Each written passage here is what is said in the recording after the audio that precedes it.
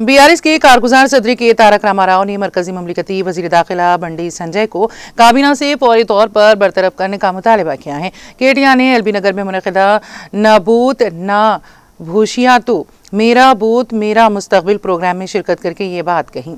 बंडी संजय के फर्जंद बंडी साई भगीरथ की POCSO case में गिरफ्तारी के पस मंजर में केटीआर ने ये तनकीद की है। केटीआर ने इल्जाम आयद किया है कि रियासत में एक लड़की के साथ शदीद नाइंसाफी हुई तो हुकूमत ने जरा भी तवज्जो नहीं दी और खामोश तमाशाई बनी रही।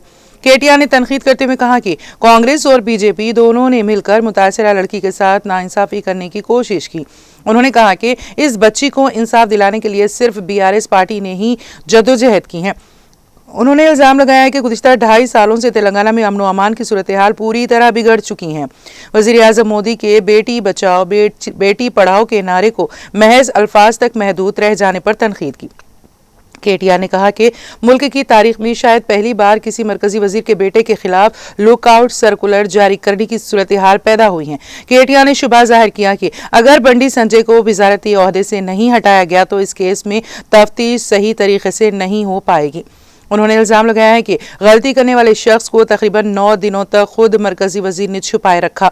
मुतासिरा लड़की के वालिदैन को खौफजदा करके केस को दबाने की कोशिश की गई। उन्होंने शदीद बरहमी का इजहार करते हुए कहा कि ऐसे अफराद का आला ओहदों पर बरकरार रहना तेलंगाना रियासत ही नहीं बल्कि पूरे मुल्क के लिए तौहीन है।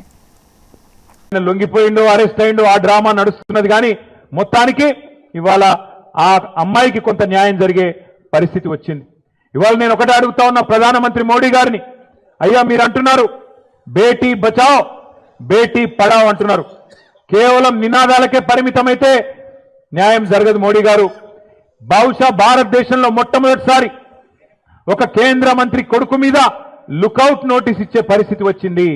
కేంద్ర మంత్రిని ఇవాళ మీరు బర్తరఫ్ చేయకపోతే ఇక్కడ విచారణ సజావుగా జరిగే పరిస్థితి లేనే లేదు। ఎందుకంటే ఆ తప్పు చేసిన వ్యక్తిని దాచిపెట్టింది ఎవరు? 9 రోజులు ఎవరు దాచిపెట్టిండ్రు? ఆ కేంద్ర మంత్రి గారే కదా। ఇవాళ ఒక్కసారి దయచేసి ఆలోచన చేయండి। నిజంగా కూడా ఇలాంటి వ్యక్తులు పదవుల్లో కొనసాగుతూ ఉండడం అది తెలంగాణకే కాదు భారతదేశానికి కూడా అవమానకరం।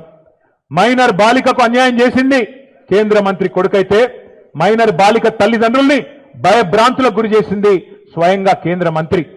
ఆయననే పిలిచి బెదిరించి వాళ్ళను మరి ఇబ్బంది పెట్టే ప్రయత్నం చేసినారు। ఇంత తీవ్రమైన కేసును నీరుగార్చే ప్రయత్నం చేసింది ఈ రాష్ట్ర ముఖ్యమంత్రి। హనీ ట్రాప్ అని మీడియాను మనీ ట్రాప్ లో వేసి మీడియాను గొంతు నొక్కి వాళ్ళను కూడా వార్తలు రానియకుండా చేసింది ముఖ్యమంత్రి కేంద్ర మంత్రి ఇద్దరు కలిసి పెట్టిదంతా మీకెందుకు చెప్తున్నాను మీరు అనుకోవచ్చు। ఎందుకంటే ఒకటే ఒక్క డిమాండ్ మనందరిది ఈ సమావేశం ద్వారా ఖచ్చితంగా కేంద్ర మంత్రి గారిని వెంటనే బర్తరఫ్ చేయాలని ఈ సమావేశం నుంచి మీ చప్పట్ల ద్వారా కేంద్ర ప్రభుత్వానికి మనం డిమాండ్ చేద్దాం। లేకపోతే ఏ ఆడపిల్ల కూడా ధైర్యం చేయదు।